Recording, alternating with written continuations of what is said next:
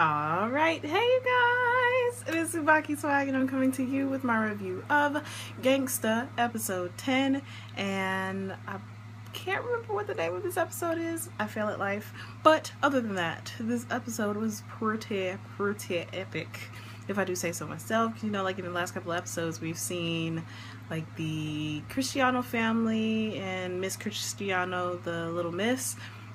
Pretty much we've seen how much they actually help the Twilights, like her having the club Bastard, which I honestly still don't understand the name, but like her having the club pretty much to help Twilights, and they're really the only ones, like her and Dr. Theo are really the only two in the city that actually genuinely care about the Twilights and do more than they should, honestly, to help them, which is freaking awesome, because there's really nobody else out there that will help the Twilights because they feel like they shouldn't, like they don't belong here, they shouldn't have a place here. It's almost like old school racism, like between the races.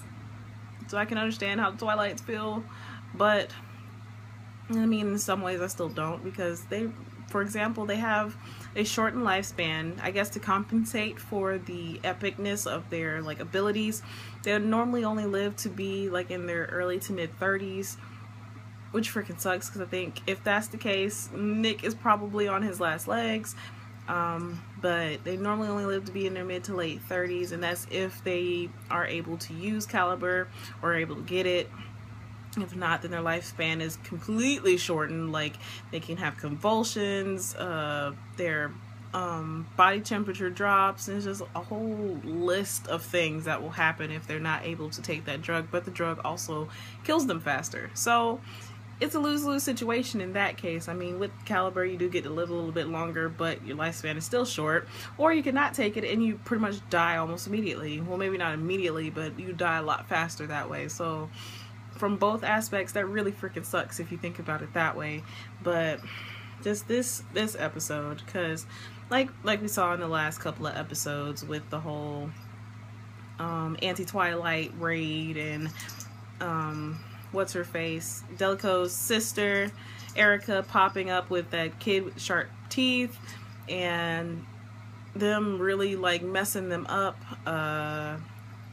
just really put a, not necessarily a rift, but it opened their eyes that these anti-Twilights are pretty well equipped, and they have some Twilights on their team, like Erica, because Erica is a Twilight, because her and Delico are, I want to say they're twins. If they're not twins, they're brother and sister, but we know that she's a Twilight, and she was messing them up. And we also found out that Nicholas really isn't as strong as he portrays himself to be. He's not actually an A rank.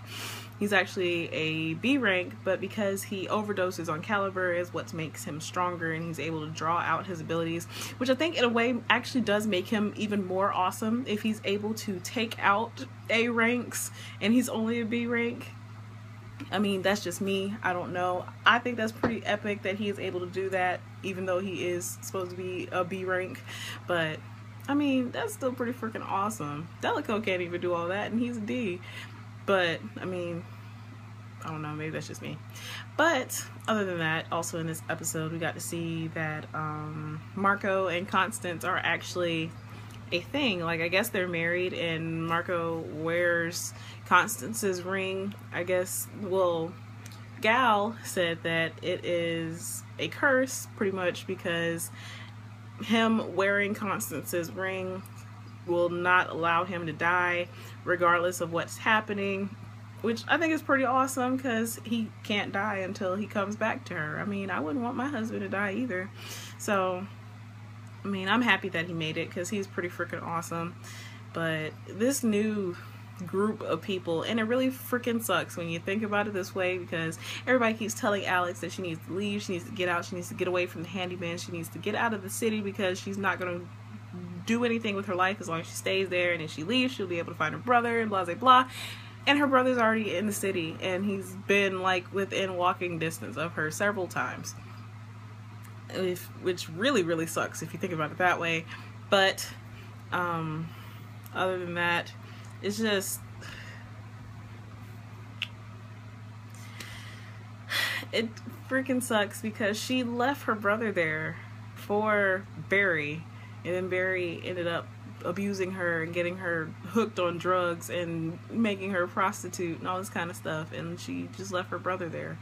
So I can understand why he's angry if he is angry with her, but he has joined the ranks with, it looks like, the evildoers, and they are about to mess some stuff up. They look like they aren't taking any prisoners, especially that chick with the axe. Now she is so freaking awesome. If she was on the good people's side, they wouldn't have anything to worry about, but she is very, very scary, but really, really awesome. Like, I wish that she was good because she is freaking BA. I think she's faster than Ginger. Doug couldn't even track her while she was moving, which is really scary if you think about it that way.